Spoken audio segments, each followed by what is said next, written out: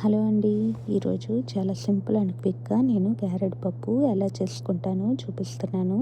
ముందుగా దీనికి నేను 20 నిమిషాల పాటు పెసరపప్పుని నానబెట్టుకున్నాను.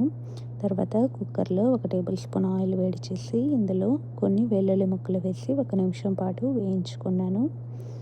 తర్వాత ఇందులోనే ఆవాలు, జీలకర్ర వేసి కొన్ని ఉల్లిపాయ ముక్కలు, కరివేపాకు కూడా వేసి ఉల్లిపాయలు మెత్తబడేంత వరకు వేయించుకోవాలి. తర్వాత ఇందులోనే కొన్ని టమాటా ముక్కలు కూడా వేసి టమాటాలు మెత్తబడేంత వరకు మగ్గించుకోవాలి.